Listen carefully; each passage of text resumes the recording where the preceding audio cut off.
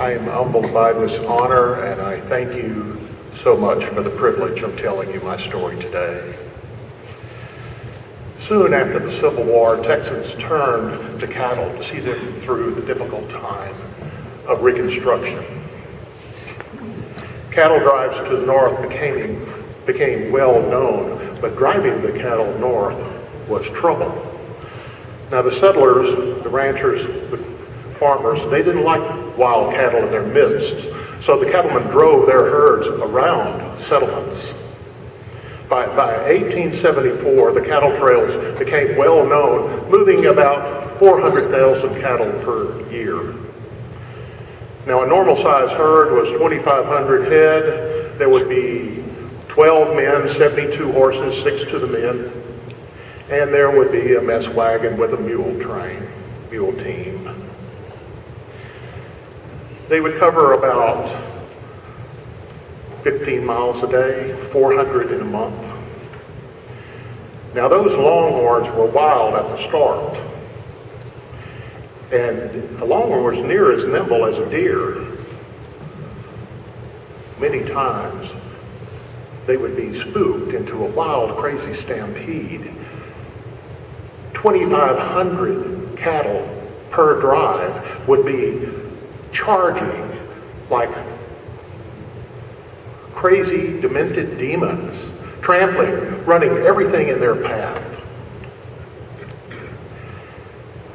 The only way to stop this would be to bend the leaders into an ever-narrowing march and get that cattle milling into a calming circle. Those cowboys would have to ride with the herd, and they would be shaking their slickers and firing their guns and yelling like wild men, anything they could do to bend that lead. At night, those cowboys would ride the herd on guard, and they would sing. They would sing to keep their charges calm. And those songs, monotonous or sad, they would tell stories. My grandfather was born in East Texas in the 1880s. He was one of 7 brothers living there in the big thicket of Woodville. One of his older brothers, Caleb Joseph, was uncomfortable around people. He was distant from social environs. He didn't care for schooling neither. But he loved work though, be it timber or farming or cattle or ranching. He loved working horses. But those East Texas pines were too confining for him. He longed for the wide open spaces of the West, and as soon as he could get away, he made for the West Texas plains. And out there he joined up with other men working the cattle trail. And his best skill was sought after by the trail bosses. He was best at working horses, and he went to work for one of those large ranches out there about somewhere west of Big Spring. And he had a favorite horse there too, a Palomino that he called Palo. Now, Palo and CJ were devoted to each other. There was a mutual respect, admiration, and trust. On one cattle drive, not unlike any other cattle drive, CJ was riding guard at night, which he enjoyed doing since he corralled those horses during the day. And as he rode the herd, he would sing to keep them calm. And he had a favorite song, a hymn that he remembered that took him back to his East Texas days when the Davis family would gather. When it became parting time, they would stand and form a circle, and they would hold hands with each other, and they would sing of that promised place in heaven. In the sweet, by and by, we will meet on that beautiful shore. And how Palo loved to hear his master sing. He would nod his head back and forth, and he would throw that mane across his neck like a cascading wave onto the sandy shore, beautiful golden wave. And that blonde hide would fade out to that deep chestnut brown on his rump like Benny Palomino's look, and there that was a shock of golden tail at the end. And he would swing that tail back and forth and whip it to the song and the sound of his master. What a sight they were, what a team they made there in the starlight of that lovely evening in the blue moonlight. But those stars in the west, they began to fade, and the night turned black. And the wind picked up, and the cattle began to stir. And then they were on their feet. CJ felt his grip in the back of his throat, and the cattle began to run. He on Palo made it out to the outside and tried to get in front, but it was so hard to see with that sand. The next morning, the trail boss had the herd settled. He looked around. The rain that followed that sandstorm had washed the dust out of the air. And he stood up in his stirrups and pressed up on that saddle horn, and he looked for the mess wagon that had the provisions and supplies to keep his men safe. And he called out, "Cookie!" And heard, "Yo!" And next he needed to know that his wrangler had his horses for his men safe. And he called out, "CJ!"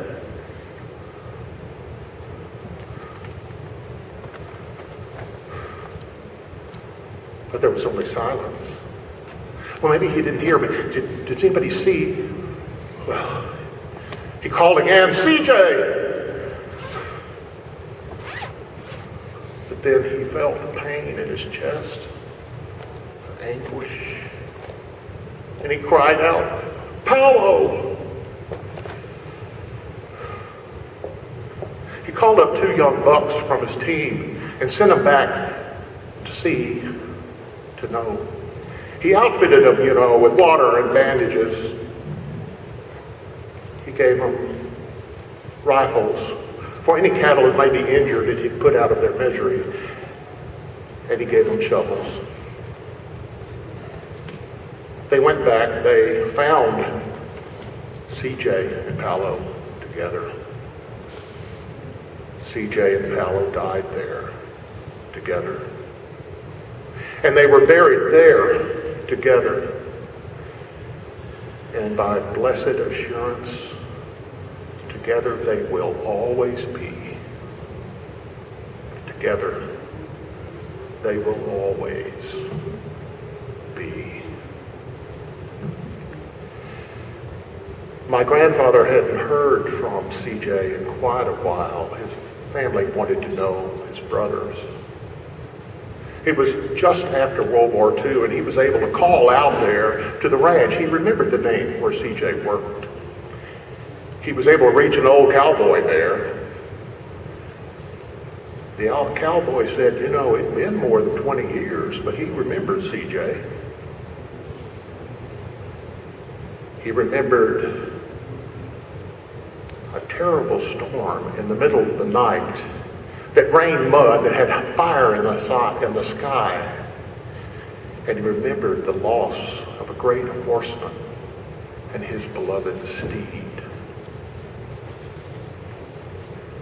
I tend to remember and believe the family stories that my grandfather told me.